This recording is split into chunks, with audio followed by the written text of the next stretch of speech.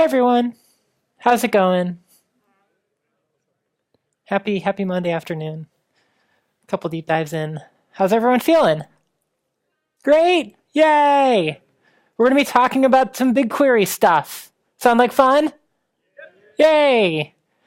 We're actually going to be poking around some open data with BigQuery because open data is always fun and it's easier to get your hands on because corporate data, people hold tight to their chest. Anyway, before we get into that though, let me tell you a little bit about myself. Hi, I'm Jen.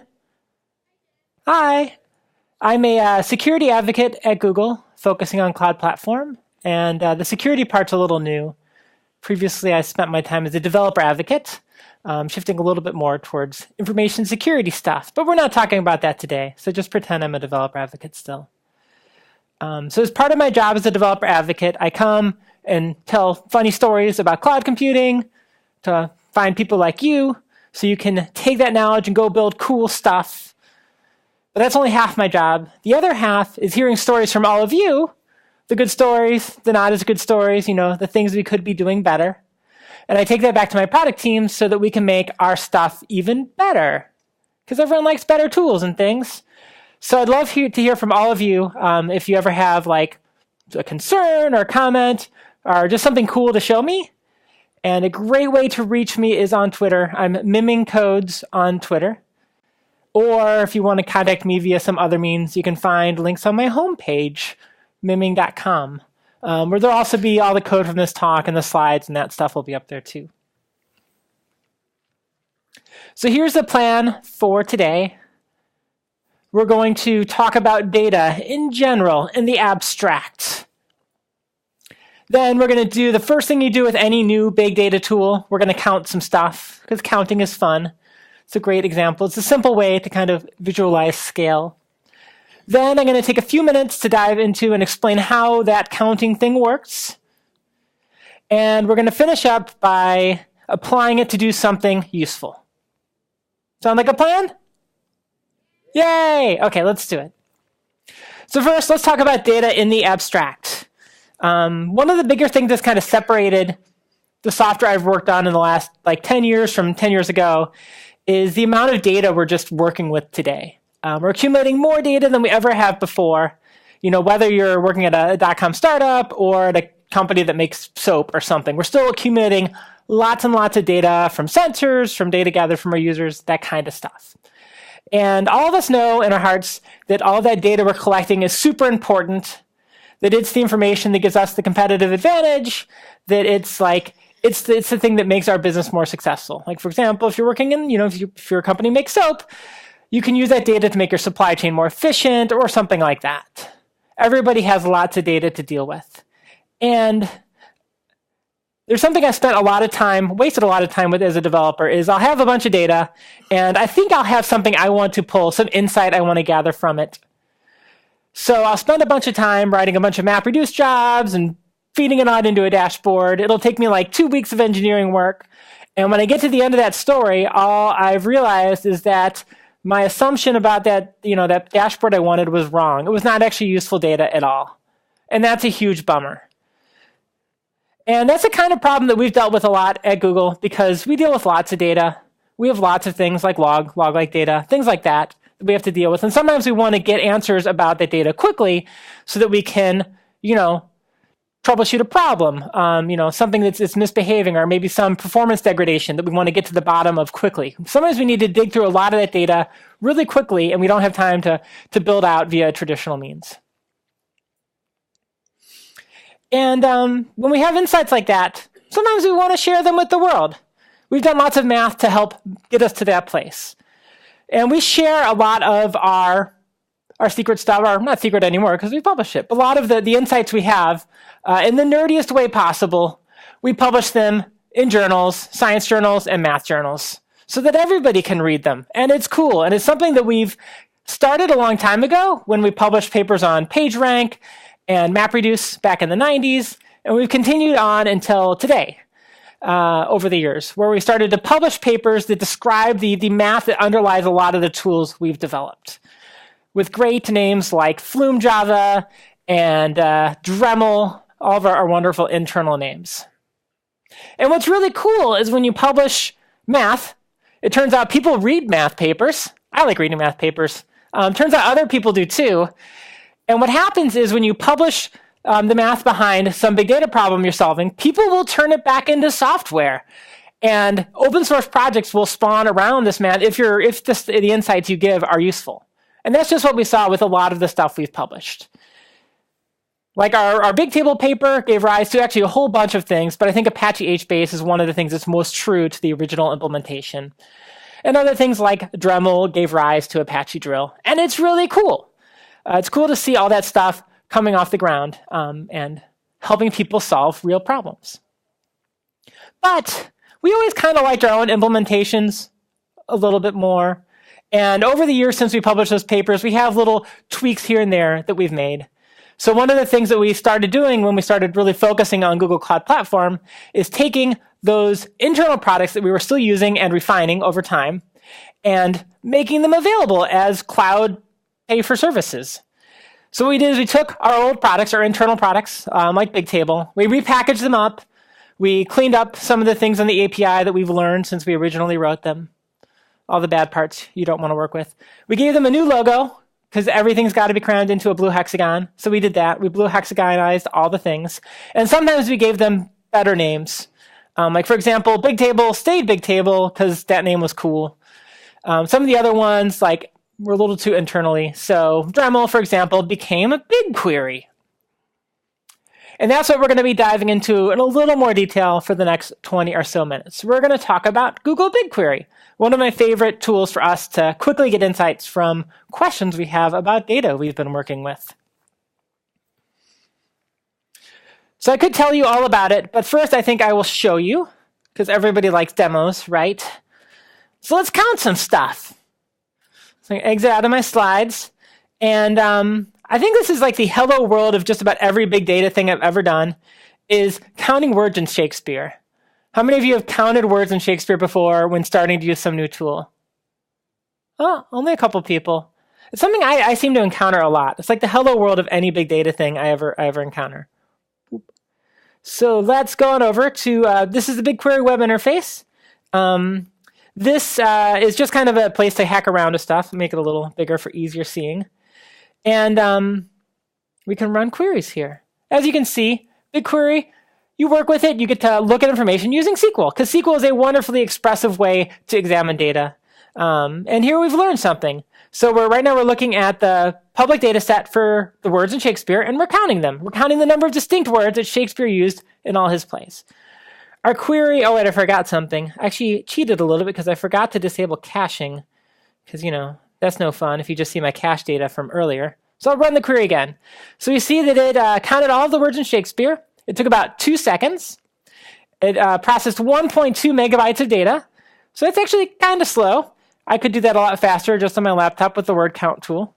But it counted successfully to 164,000 distinct words. Yay! But we want to count big things, right? So we're going to have to leave the world of classic literature and move into the modern world. And one of my favorite data sets to play with when experimenting with new tools is Wikipedia data. Because Wikipedia made all of its request logs, aggregated request logs, and like editor logs and a whole bunch of other stuff available as raw data dumps up until about mid-2016. And it turns out they're a very popular website. So let's count all of the Wikipedia request data for 1 hour in 2015. So this one processes about 46 megabytes of data, a little bit more. It's a little bit faster, which is surprising. And it counted to 39 million. So 39 million worth of requests during that hour. But you know what's cooler than a million? A billion. So let's count a bigger chunk of logs. Logs are available both in 1 hour slices and in 1 month slices. So let's count all of the requests that came in the month of May of 2015. So it took about 2.9 seconds, a little bit longer. We processed 43 gigabytes of data, so 1,000 times more than in the previous query. And we counted to 21.1 billion requests. So the numbers are starting to get kind of big. But you know what's cooler than a billion? A trillion. And so I downloaded the logs originally as 1 month slices because that's what they were posted as. So I could do a query like this where I union all the different logs together and do a query against it. But I can also do a wildcard query, which is a lot easier to read. So let me paste that in. So what I'm just doing here is looking for all of the data I imported that starts with this string, Wikipedia page counts 2015, and they're all organized. There's just a substring after this, kind of like a like query on a bunch of tables. And this one took 7.7 seconds. We processed 497 gigabytes of data, and it counted up to, did we get to 1 trillion? Not quite. We got to 286 billion, which is still a big number to count to. So we're on the order of 1 trillion. But what would be like madness? What would be silly to do on that? It would be to run a regular expression on each one of the rows in that data set. This is the kind of thing that would make a lot of my old homebrew relational database-based stuff sad. So let's take a look, but let's not do dinosaur. Let's do Devoxx. So what this query is doing is it is going back to all of the request logs I downloaded from 2015, and it's looking for all of the requests to pages with a title that includes a case-insensitive match on the word Devoxx. And this one processes a little bit more data. It's processing 3.5 terabytes of data in this query. And that's because it's not just looking at the request numbers to do the aggregation. It's also examining each one of the titles as it goes through. So it takes a little bit longer to process. So process 3.5 terabytes of data in 30 seconds. So you can see that query time is relatively flat as the data size increases. We discovered that 13,970 requests in 2015 were for pages about Devoxx. That's a lot for a conference. That's pretty cool. Okay, so we just counted to some big numbers. How did it do that? Because that's the kind of thing that would make a lot of systems I work with in the past sad. Well, so I was entering a bunch of SQL queries into a web interface. So you think like, hey, it looks kind of like a relational database. But no, it's not at all. And one of the reasons go back to when we first started developing BigQuery. We wanted to use SQL because it's very expressive and a lot of people use it. But databases have a lot of hard things in them that make them good. So if I'm going out and I'm searching for a good relational database, I'm going to be looking at features like how does it do insertions, because I'm going to need to change my data. How does it handle locking? Like SQLite is great, but the locks are rather large, the whole database usually. So not always great for highly concurrent systems. How does indexing work? What are the different indexes available and how does it use them to solve problems? How does the caching work? Because caching is important for high performance. How does it do all of its query planning? How does it use those tools to evaluate a query and come up with an answer quickly? And these are all great things that a lot of relational databases have developed very far and done really cool stuff with, but they're really hard to do. So when we were developing Dremel/BigQuery, we decided not to do any of that stuff. We're just going to throw it out because it's hard. And we're working on data a little bit different.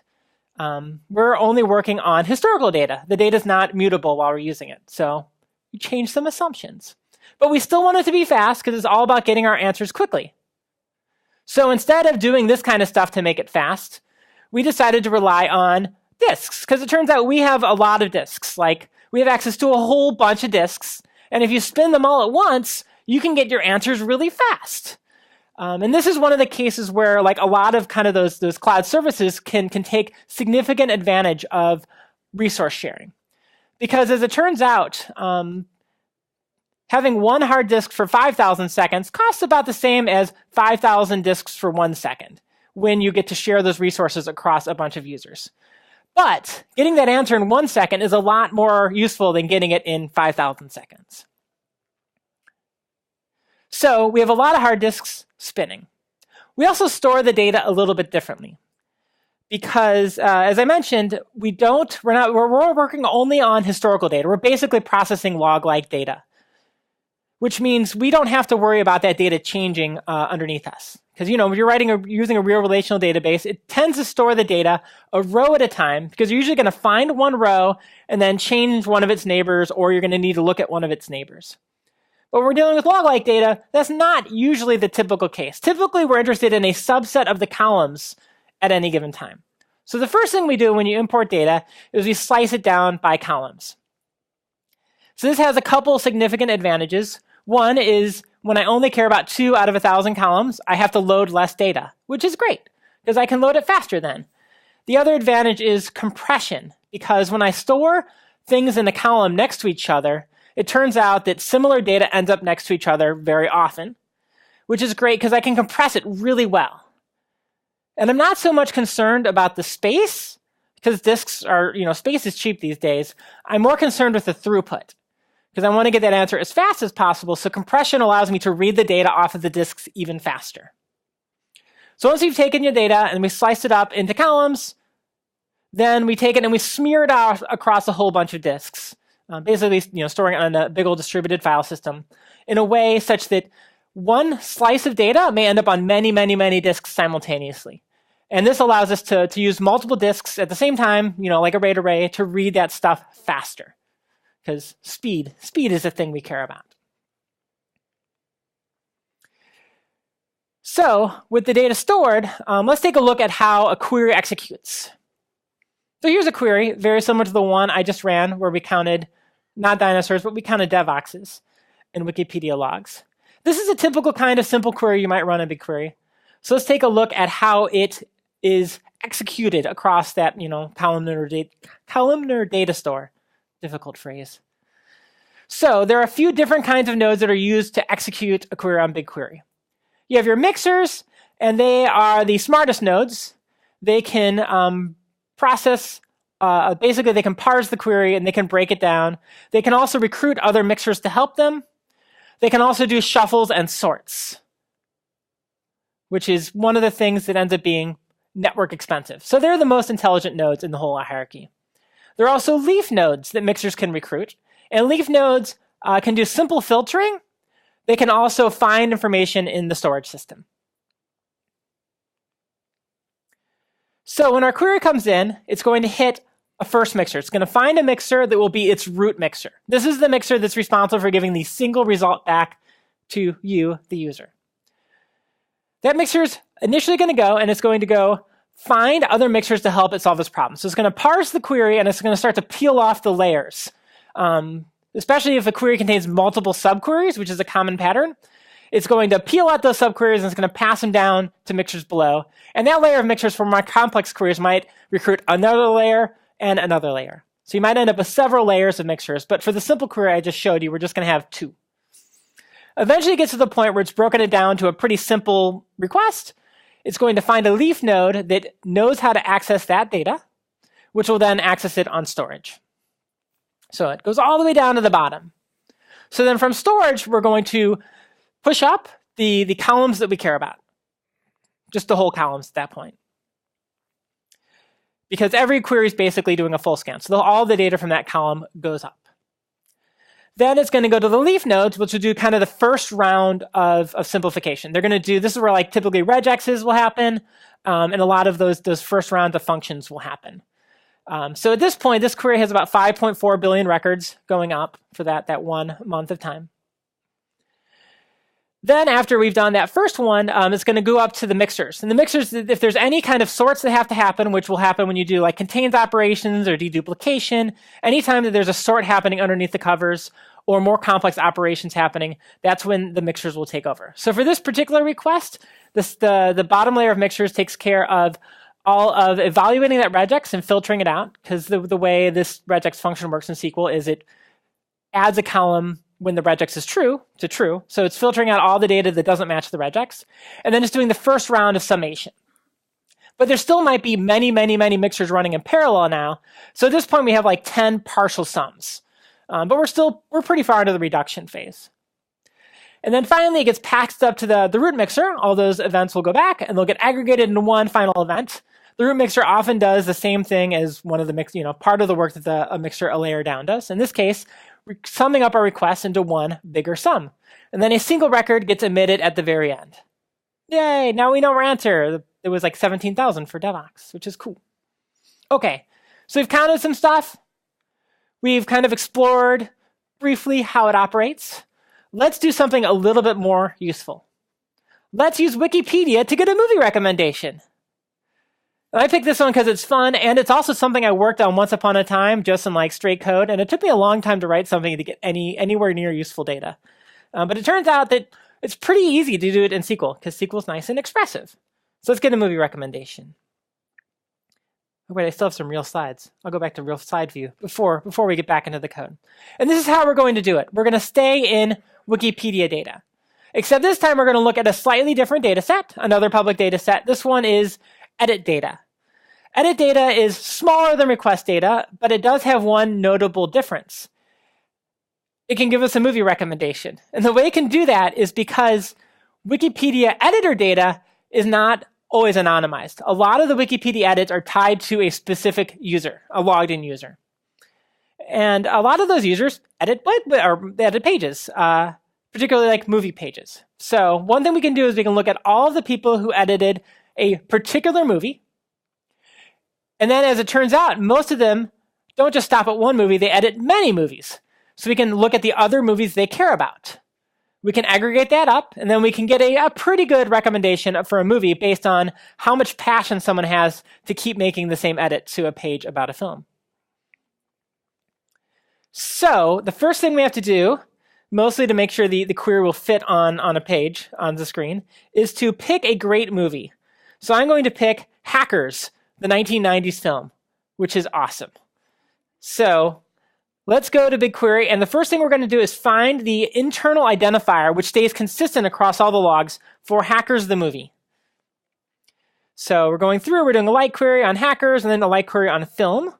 And this is something you end up doing a lot in open data sets. It's kind of filtering out junk data that you don't care about. This Wikipedia namespace limits it to just actual Wikipedia pages and not like the discussion page or user profiles, that kind of stuff. So we found our film page, and it has an internal ID of 264176. So we have that, and we can copy it. We can also see it's a pretty popular page. 731 edits is a lot. So it's a pretty controversial movie as far as movies go in Wikipedia. The next thing we're going to do is we're going to take this same data set and we're going to mash it back into itself. So let me give the query a run. The first inner query, which will run first, is going to go through the Wikipedia sample data, the editor page, editor data. It's going to find all the edits to Hackers the movie. It's going to filter out the anonymous edits and the bot edits, like the automatic rollbacks and all that stuff. And it's going to give us a list of all the editors for that movie.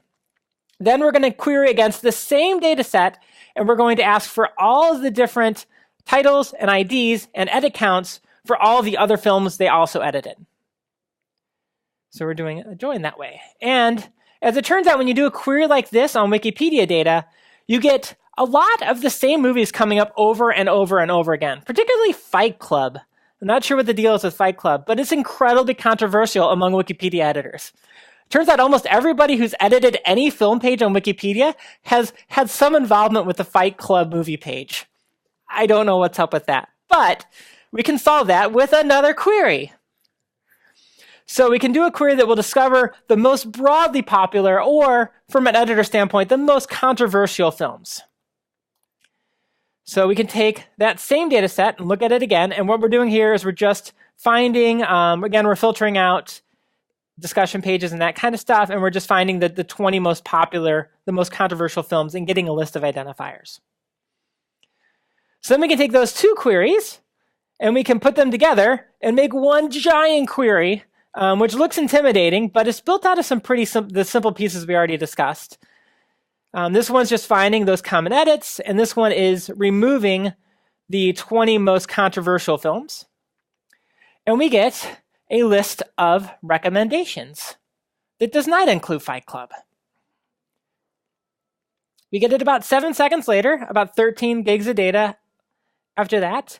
And there's some things not too surprising in here. Valkyrie, I should probably make my little controversial film a little more aggressive. Valkyrie comes up a lot too. But this one kind of came up by surprise, Mystery Train, when I first started hacking out this query. Has anybody seen the film Mystery Train? A few people. I had not seen it before I ran this query. So let's go take a look at it. And it's a Wikipedia page, so the first result is probably going to be a Wikipedia page. And it turns out it is a 1989 independent anthology film with a budget of 2.8 million, and it was kind of a flop, 1.5 million at the box office. So a pretty small film, but it is exactly the kind of film I would want to see if I love Hackers the movie, which I do, so I liked it a lot. So our recommendation engine basically worked, and it's something that if I had written from scratch would have taken me quite a while to write, but we wrote it in about 30 lines of SQL code in only a few minutes.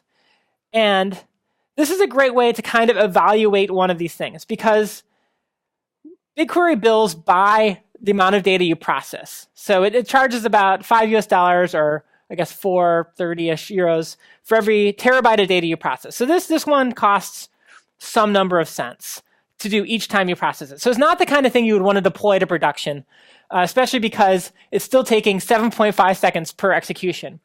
But this is a great way to get started to evaluate if that thing is a correct question to answer. Have I structured this question correctly? Have I set the thresholds on the controversial films at the right spot? Are there other things I need to compensate for before I go and I spend 2 weeks building out a much more efficient, much more rapid, heavily cached pipeline for all of my users? So it's a great tool for finding that kind of initial answer, or an answer you just want to answer once. A question you just want to answer once. So yay, movie recommendation. So a few minutes left, so I'm going to wrap up. So that's BigQuery. It's one of my favorite tools for hacking around with big data.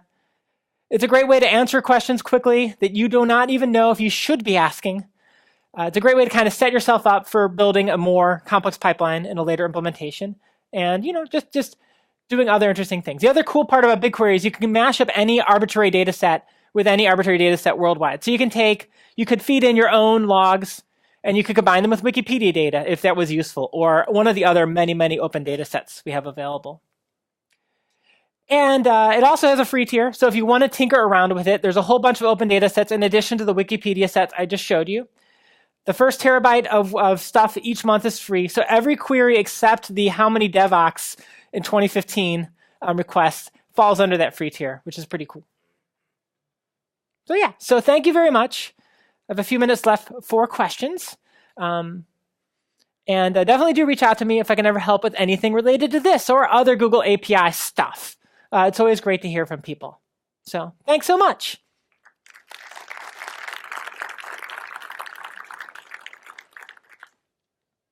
So we have a couple minutes left if anyone has any questions. What was the cost of the Devoxx query? So I'm bad at conversions here, so I'm going to answer in US dollars. I hope that's okay.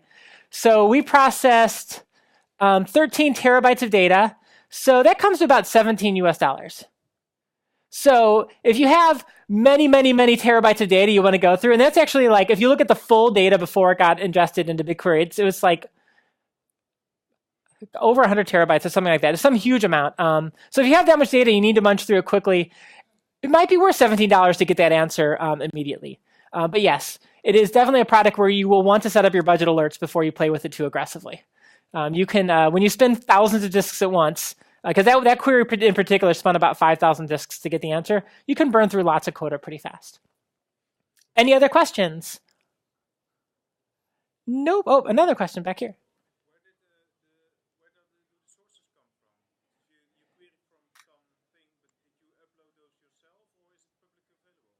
So the question was, where did the data come from? So I can actually go back. One of the cool things about BigQuery is the person who owns the data and the person who pays for the query are actually billed separately. So it's been very easy for people to upload data and make them publicly available. So the data I showed you was data I uploaded for preparing this talk, but there's a whole bunch of data that is available as open data sets. So that data set, for example, is set to publicly available permissions so anybody can run queries against it. But there's a great Reddit community. Reddit BigQuery open data sets. Data sets. This is actually the best list of open data sets available. There's some that are officially uploaded by Google and maintained that are like streamed in, but people have uploaded tons of data sets of all sorts of stuff, from weather data to like Hacker News comments and all that kind of stuff, and they're all available here. And you can combine any arbitrary data set with any other if you have an interesting question about like how do code commits correlate with alcohol purchases in Tennessee, stuff like that. So thanks. One last question.